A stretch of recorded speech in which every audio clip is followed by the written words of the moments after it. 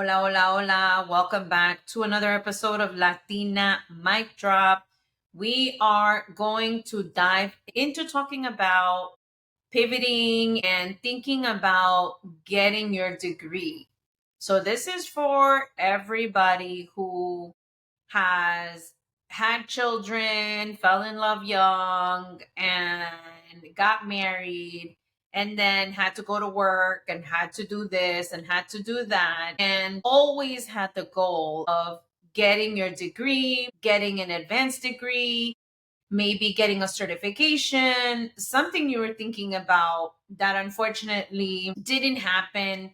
Life is lifing, and sometimes we take a break. And so taking a break is not a bad thing. It's a good thing sometimes, right? Like as women, sometimes we're expected to do other things, such as when you have your kids, right? You're the main person most of the time. Thankfully, today we have more men and partners who are willing to split the parenthood duties and responsibilities in a way that is sustainable for both parents. And that's what I want to talk to you today, because I waited 15 years to go back to college and finish my degree. So let me tell you the story of how this happened, and let me go deep into the situation, because getting my degree is something that I always dreamed of, and I always knew I would get it. I didn't know how, I didn't know when. I wasn't sure what I was going to do, what was going to happen, but it was something that was just a done deal. Like for me, it was not something that was going to be non existent. It was going to happen one way or another. I just didn't know when. So let's rewind and let's go back to when I was in high school. So I was in high school, 17-year old. And let me tell you, through high school, since sixth grade, I was always in the advanced classes. So seventh, eighth grade, advanced classes, ninth grade through 12th, advanced classes. And a funny story, I did not pass algebra the first time because I thought I was too cool and I wasn't really paying attention. And that was a class that you needed to pay attention, because one step leads to the next step, leads to the next step. And actually, I love algebra. It is one of those things that helps me solve problems these days. What happened in high school was that I had a lot of teachers who were mentors to me, who saw that I had gifts in business, in accounting, with numbers, even though I failed algebra that one time in seventh grade and I had to take it over in eighth grade. The reality was that my teachers saw in me what I didn't see in myself. And at this time, let me paint the picture for you. I am growing up in a neighborhood that is gangs, that is uptown versus downtown. I was a downtown kid. My high school was uptown. And after school, I was getting chased by other kids going home. We were getting into fights. Yes, even me. I had to protect myself. I had girls who would come up to me and try to stand up to me. And I was also, believe it or not, a band kid up to sixth grade. Once I got to seventh and eighth grade, I was too cool for that and I didn't do it. I should have, and probably would have kept me out of these situations because I would have been busy doing other things, but I wasn't. Life was lifing. One of those goals was to get my degree, and I didn't know how I was going to get it. I didn't know when I was going to get it, but I knew I would get it. And I didn't even realize the possibilities of what it could bring me. And I didn't even realize how lovely it would be for me to have this awesome job that I have and these awesome opportunities that I can see today. But that was not what I saw, 20 years ago. I didn't have any clue as to the possibilities. All I knew is that people were telling me that it would open doors for me, that it would give me opportunity, that I would have a better life, that I would have a better job, that I would do bigger things, but I had no idea what exactly it would bring. And now making over six figures and making enough money where I can travel, where I can give back, where I can do all kinds of things, live in a beautiful home and give back to my community and have a beautiful place for my kids, my granddaughters, my wife. And it's just amazing for me to be able to live the life that I live. But let me tell you, it didn't come easy. And it took me a long time to get to this place. And I want to talk to those mothers or those women who have taken a break or those people who have taken a break and who have, needed to go to work and do the thing because sometimes that's what's expected, right? Like we need to have a roof over our head. We need to make money to feed ourselves. We need money to pay the rent. We need money to buy shoes. We need money to get these kids to school. We need money to buy heat in the winter, right? AC in the summer. And there were so many times I didn't have any of those things. I didn't have heat one time where we were literally looking at the breath coming out of your mouth and you see it in front of you, a big ass cloud, because that's how cold your home is, that your hot breath is showing up. And also, like, no ACs. I mean, come on, I've driven my grandpa's car to my workplace with no AC, sweating. Oh my goodness, like insanely to work for 30, 45 minutes. And I've been through it all. I mean, I don't think there's anything that I haven't experienced, especially in that realm, but we were making it happen. I was in survival mode for a long time. But here's the reality, right? I always knew I wanted a degree. I always knew that was something that I wanted for myself. Now, I graduated high school with the top 5% of my class, and the teachers were the ones that really got me through. And the teachers were the ones that saw my business acumen, who saw that I was good with numbers, who put me in the accounting class, who recommended that I, go to the club, Business Leaders of America. The teachers were the ones who said, Miriam, you're a leader. You should be in the peer leadership program as a high school senior and help the freshman students. And I did that. And I really have no clue. I had nobody really guiding me as to how and what and all this was going to lead to. And I had no clue that I would be the leader that I am today, that I would be an HR executive, that I would be creating development programs, that I would be a leadership expert, that I would have a podcast, that I would be writing for Forbes as a contributor into their articles in leadership. No idea I'd be an author, none of this stuff. But the one thing I did know was that I wanted my degree. I actually get into an EOF program. So my teacher helped me fill out all my paperwork, helped me fill out the application, helped me fill out everything that I needed. I was in college. I actually had even a part-time job at the World of Science at Garden State Plaza at a mall nearby. I was driving at this point. I felt on top of the world. I was doing well. Right after high school, my aunt said, "Hey, there's a job opening at the airport. I think you should go." And I went. I get into college. And during the summer before September started, right, like the full class, we had to attend summer school to get into the EOF program. It was part of the requirements.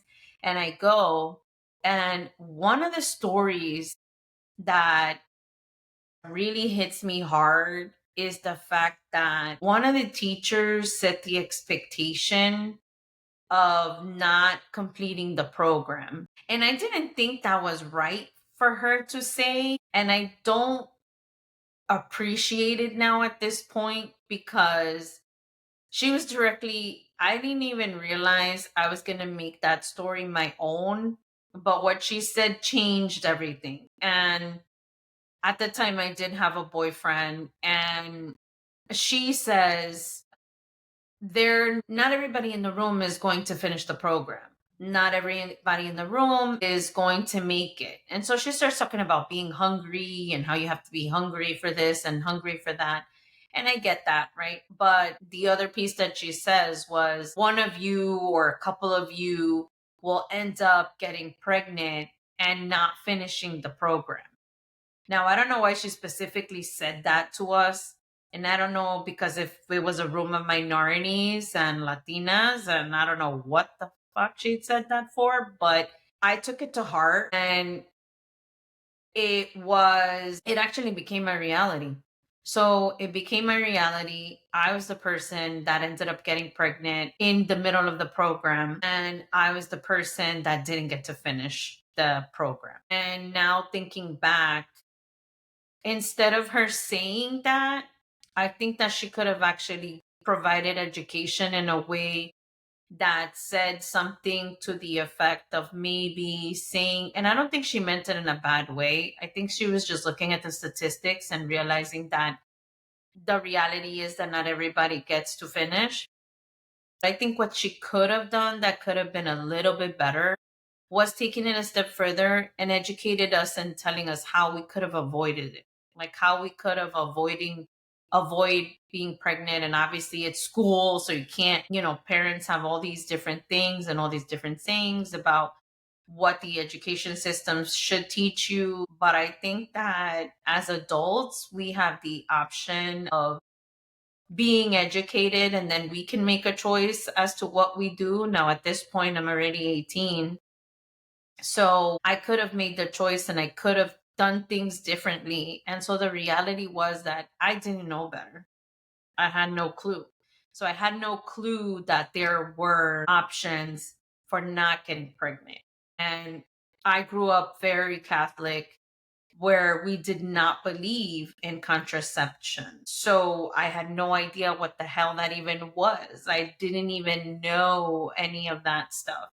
So had somebody else educated us on that, I don't know if my life would have been the same. And I don't regret my life and I don't regret what I've been through. But I think that them knowing that those are the statistics and that's what's going to possibly happen, then maybe there is a possibility of them being able to take it a bit further and tell us, but if this is you, these are the resources that are available to you, right?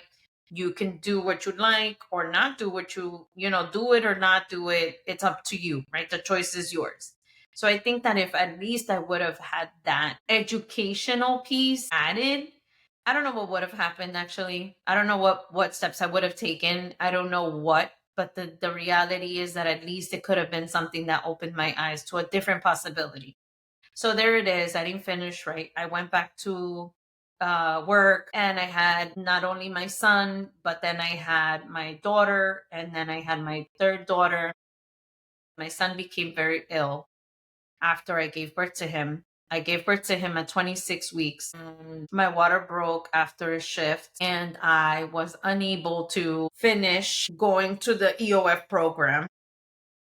And I was going through a lot, and I was really embarrassed about it. Going back to school, I was actually happy about being pregnant and having a baby, but nobody else was. So I didn't even realize why nobody else was, but nobody else was happy for me. I was the only one that was happy about it. And now looking back, right, I was a young lady who wasn't married, and people were looking at me sideways because I was in college, I had a job, I was driving, and they looked at this like it was a bad thing. And for me, it wasn't. I've always wanted to be a mom, so I didn't think it was. But now looking back, like I see why they thought it was, but to me, it wasn't. So then fast forward, end up not going. I end up raising my children. I leave the kid's father, meet my wife. I just kept thinking I want to go to school. I want to go to school. I want to get my degree. I want to make six figures and I want to have something more. I want to provide my kids with more. I want to provide my wife with more. I want to live better. I don't want to live the same way. There's so much possibility. There has to be a way. And I always had that mentality. There has to be a way. There has to be something that has to happen. I'm going to find the opportunity no matter what. We're going to figure this out. And I didn't know that going into this new workplace, right, the opportunity presented itself where they said, hey, after 15 years of working at the airport, what about if you come to try for this job? So I ended up getting in, I took a test, I got in, and then they offered tuition reimbursement. So they offered tuition reimbursement, and then I said, oh my goodness, this is great. So I go back to college. I end up getting my degree in 5 years. I ended up like not having a social life. Every single Saturday, I did not do anything but my school work. So I missed a lot of family outings. I think that's one of those things that actually ended up separating me a little bit from my family because I was unable to hang out with everybody like I was doing before. And so this was a goal of mine. And what happened to me was the fact that I was getting promoted every single year. But the reality was that it came to a point where there was a job that I wanted and I couldn't even apply because I didn't have the degree. And so what I did during this time was the good thing about going to college was the fact that my first class had me work on looking at what the salary was, what my job projection or my goals were to get in 5 years, right? And so what happened here was I ended up looking up the role that I wanted or the role that I was most likely to get within 5 years. And I realized that this is the job. They make six figures. They are able to work Monday through Friday. They have holidays paid. And so it fit my lifestyle and what I was doing. So for every single job posting that came up, and this is a tip for you all that are looking for this, right? Number one is look for a place of work where you have the ability to apply for tuition reimbursement. So tuition reimbursement is when the organization pays for you to go to school a portion of it and you pay some of it. So in my case, it was about 85% if I had an A. And then this way, you can get your degree while you're working, right? So a lot of us can't take the break. Like I couldn't take a break. I was raising a family. How was I going to take a break from going to work? I needed to go to work and then go to school at the same time. So that was one thing that I did, right? So look up the organizations. Like when you're job hunting, you say, okay, what job offers tuition reimbursement, and then see what are the availability that you can get. So now something that's pretty easy for you to get into if you've been in retail or you've been in customer service or you've been in those kinds of jobs are some of the administrative roles. So the administrative roles is how you can get in the door and then they can offer you the tuition reimbursement. So sometimes in administrative roles, all you have to do is test in, or sometimes they don't even do that. But it's relatively simple, like computer work, like Microsoft Office 365, a little bit of Excel, a little bit of Word, and they have some type of test that you can test into, and then you get in, and that's the entryway, and then you can work your way up. So these kinds of jobs, most of them make pretty decent money and make more than what you would make at retail, if that's your cup of tea, of course. And if that's something you're willing to do, and if that's something that you like to do, and something that's aligned with the life that you want to live, right? Some people don't mind getting up early and going to work 9 to 5, or some people may need to because they have their kids. So for me, that's something that worked for me. Then two, I started looking at what job is the job that I could finally get into at the end in 5 years. What can I work towards? I printed every single job posting. So this is the good thing about what you can do when they post jobs. right? What I would do is I would look every week at the bulletin board where they had the job posting. So thankfully now they have them posted online. So you go and you can look up corporate jobs or operations jobs or maintenance jobs or whatever jobs you're looking for. And then you look at those jobs and then you say, okay, this is the job description for this level. What are they have the requirements listed? So then that way you could print it out and hold on to it and say, this is where I'm at now, right? What are the gaps for me to get to the next step? And the other thing too is sometimes some organizations offer career journeys. So career journeys are where they say, okay, this profession or this group of jobs, this is the journey that you can go. Like you go from this level to this level to this level. You start here. This is the next step. This is the next role, and so on and so forth. And then they can also share other people's journeys because some people go lateral, meaning that you go from the one level to the same level, just in a different function, or the regular ladder going up one step above the other. And it's important for you to understand as well what are the promotional guidelines, right? So, do you need to be in a certain position for 12 months, 6 months, 18 months before you're eligible to apply for a new position? So, those are the kinds of things you need to look for and know and get to know so that you know, oh, okay, I'm coming up on 12 months. I'm coming up on 18 months. I'm coming up on 6 months. So then I can say, okay, let me see what's available and let me start applying. But I would always be proactive and I would pull every single job that I was interested in and say, oh, this is what I need. And that's how I realized that I needed a degree in order to get to these higher level positions. And the only way that I could get there was if I had the degree. At that time, they were not substituting experience for degree. And then what you do is you say, okay, like maybe there's a possibility also that you could work in a different state. So for me, that was something that was very hard for me to make a decision about. But that's actually what changed the game. So, me working in Jersey, there were only a certain number of positions available. Now there was a different possibility working in New York. So, in New York, they pay more and there's more possibility because there's more places to work. So that's what you're going to look at, right? You take a look and say, okay, this is a different one department. What are the other departments that are available? Maybe there's something else that I can work in. Maybe there's another location. Now, the other thing that I did as well was I joined an employee resource group or in a business group. They're called ERGs or BRGs, business resource groups. And so what these do is you can go into these groups and then you can get a leadership position.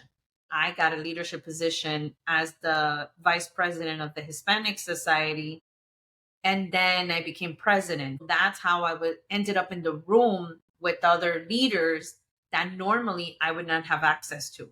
So I had access to an executive director, had access to many chiefs, like chief of HR, chief of DNI, financial officers. Like I had all kinds of access that gave it to me earlier and that gave me a safe space to practice my presentation skills, my leadership skills, my influence and persuasion, my networking skills, right? All of these things I was able to learn that way. And so I was doing all of this at the same time. And the reality is that what you can now, I didn't have the path. Like I had no idea what the heck I was doing. I was just doing one thing that led to another. And then what happened was that eventually it all worked together and it led to that. But that's why I'm giving you the tips now, because these are possibilities that you can do if it's available to you, or you can seek them out. You can start saying, oh, let me look for this. Let me look for an employee resource group. Oh, wait, I heard about this group. Maybe I can join. And let me tell you, in the beginning, you don't need to take action right away, meaning like you don't need to own something and do something. You can show up by just listening and hearing what they have to say, right? So the good thing about it is they have sometimes focus groups or volunteer things that you can do. There's so many different ways that you could participate, and then eventually you, if you feel like it and that's what you want, you could become a leader. So getting the degree, right, was something that was super important to me, and I was looking at what are the different options for me to get the degree. So I was a working mom. I was working, 9 to 5, 36.25 hours, Monday through Friday. I did have holidays off and paid, and I was raising teenagers and I was getting promoted. So I was thinking, how am I going to go to college and what are my options, right? My options were to go traditional route where you go to regular college, or I found out about accelerated adult programs, which were built for working adults. So that's the one that I went to. So this college ended up being like, I don't know, 2.5 hours away from where I lived. But the good thing was that they were offering online classes. So I took the online classes, and that's how I ended up getting my degree. So at that time, it was a little bit new for people to do, but it worked out. So then, if that's an option for you, right, maybe the traditional route isn't the way to get the college degree. Maybe it's through the adult learning. So take a look, search accelerated adult programs, and take a look and see if those that's an option for you. So then what I did is they recommended that I didn't double up on classes, but I wanted to hurry up and finish because I was already in year 5 and I needed to get this degree in order for me to get the next job. So that's what I did. Take a look at what it is that you're looking for. What kind of degree do you want? Because that's the other thing, is like, what do you want the degree in? So for me, because I had been in administrative professional jobs and business jobs, it made it just easy for me to get my business degree in management. And that's what I wanted to do, is to be a manager in that area. Then later on is where I ended up getting a certification to be a coach, and that's where now I'm able to have my own business outside of my job and do coaching at my organization and do coaching outside and consulting. But that came with time.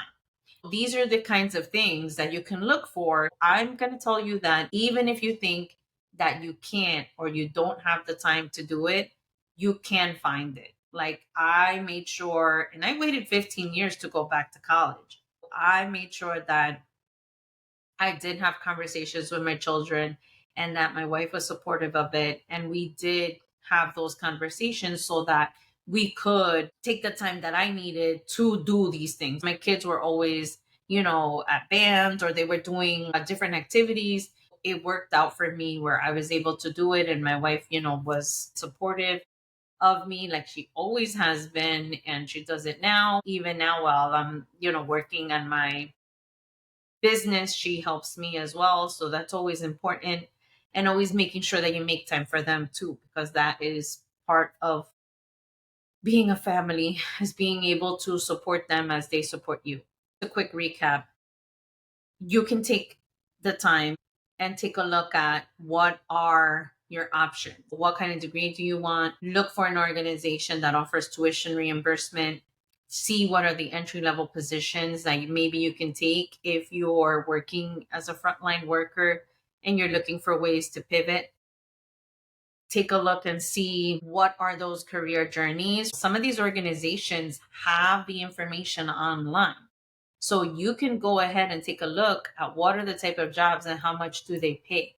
And then you can start investigating through the job bulletins. This is what they do. Okay, yes, this is something I can do. Wait, I need to get this kind of experience first or for this number of years so that I can get there. But if you don't look at the job, the responsibilities, and what is necessary and what do you need, you're never going to know, never going to act on it, and it's going to take you even longer. So take a look at that and go on to the job boards, go on to LinkedIn, look at the job opportunities and just type it in, whatever you think you want to work in. And you never know, something might pop up that isn't even what you're currently thinking, that may even be a better fit for you and your skills and where you are in your life and what you're trying to accomplish and make the money that you want to make, to be comfortable, to do what you want to do, and use money as a tool for your life, right? Use my workplace as a tool as well. to help me, because it's not only what I bring to the table for them, but it's also what does the organization bring for me, right? It's a give and take. I spend a lot of time there, so it has to be worthwhile. And I do provide a service, right, by being of service to my organization. So there should be something in it for me as well, not just the money. There are different ways even to get more money from your organization by opting into tuition reimbursing, by getting certifications even. So there's different ways that you can look at it. So it's not always about the actual promotion, but sometimes it's about participating in the programs that they have available, and take a look at them, read them through, right? What's the criteria? What is it that you need to do? Is there a sellback option, meaning that if you don't stay with the organization, you have to pay back some of the tuition reimbursement if you don't stay X, Y, and Z number of years or months or whatever they might have? It's always important that you look at the policy and understand it very well. Even if you think that you don't have enough money to get started, or how am I going to pay ahead and then they reimburse me? What you can also do is maybe they have an opportunity for you to enter in for a hardship. If you have a hardship, then they can pay in advance. There's always a way. You have to figure it out. If you're listening now and you want to continue, because even after you get your degree, right, then if you start working, you may want to get your master's degree. That's the same thing. You would be able to do that if your employer has tuition reimbursement, then you can get that. Or they might have a stipend sometimes. So take a look at all of those options. They're definitely there. They're definitely available. And your dream of being a college graduate can come true, even if you're raising your kids, even if you are married and have other responsibilities, even if you think you don't have enough time. The time is now to invest in you, because the more money you make, the more you can, add value to your family. And the more you give yourself, the happier you will be, the more joy you will have, the more fulfilled you will feel. And it's one of those things that once you reach it and you have the accomplishment, nobody can take it away from you. And we're human beings. We are not just mothers. We are not just spouses. We are individual human beings, and we have options, and we can go ahead and do those things and ask for time and ask for resources and ask for help and ask for support and get it and obtain it and live it and go with it. Thank you all for listening in to today's episode of Latina Mic Drop.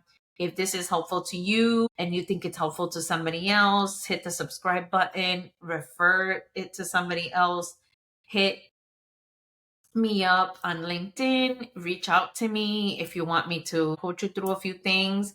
If you need some help or you have some questions, like you want me to take a look at something, give me a call. Reach out to me. I'm available on my website at miriamsimon.online. I'm on IG at author Miriam Simon, or Latina Mic Drop Podcast, Tattoos and Pearls, a book, and find me on YouTube and all the other platforms.